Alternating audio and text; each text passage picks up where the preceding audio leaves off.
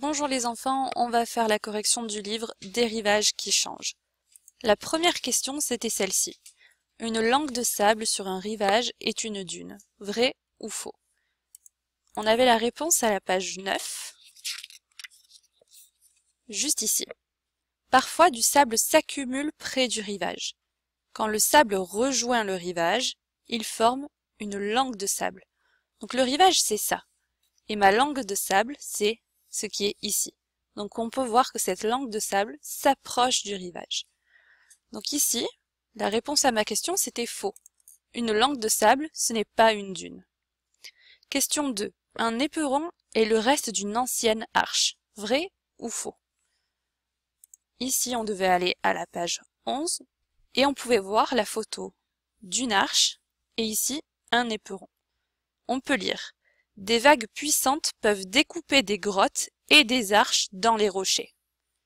Longtemps après, les arches peuvent s'écrouler et laisser seulement un éperon debout. Donc quand une arche tombe, des fois, il y a un éperon qui reste après que l'arche soit tombée. Donc ici, ma bonne réponse, c'est vrai. Un éperon est le reste d'une ancienne arche. Question 3. Qu'est-ce qui participe à la création des dunes et des éperons? Le vent et l'eau. Ici, on pouvait retourner à la page 9 et on pouvait lire ici quelque chose sur les dunes. Là, on a une photo d'une dune. Quand le vent forme un amas de sable sur un rivage, cet amas peut devenir une dune. Donc, quand il y a beaucoup de sable qui s'ajoute ici, ça forme une dune. Et c'est à cause du vent. Pour les éperons, on se souvient que les éperons sont créés quand il y a beaucoup de vent et que les arches sont détruites et qu'il ne reste que ça. Donc, la chose qui forme un éperon, mais aussi les dunes, eh bien c'est le vent. Question 4. Bridlington est un village ou une montagne? Il fallait se rendre à la page 13, juste ici. Et là, on pouvait voir Bridlington ici. Et qu'est-ce que c'est?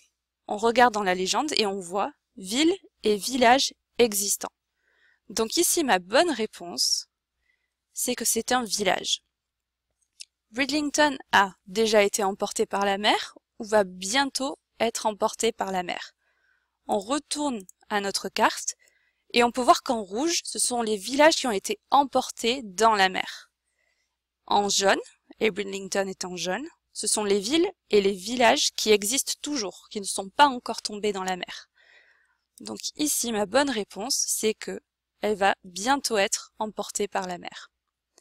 Question 6. Les grottes sont des trous dans les rochers ou des morceaux de rochers? Ici, on avait la réponse à la page 14.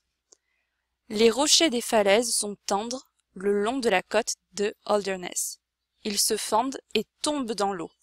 Les falaises glissent dans la mer. Des grottes se forment dans les rochers tendres. Donc ici, on voit une grotte et c'est un trou dans la roche. Donc ici, ma bonne réponse, c'est des trous dans les rochers.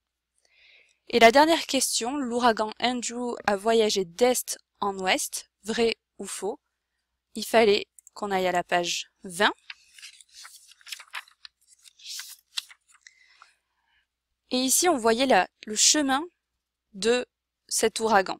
Et on peut voir qu'ici, c'est l'est, comme le montre la petite boussole, et ça va vers l'ouest, comme ça. Donc, il va d'est en ouest. Ici, ma bonne réponse, l'ouragan Andrew a voyagé d'est en ouest, c'est vrai.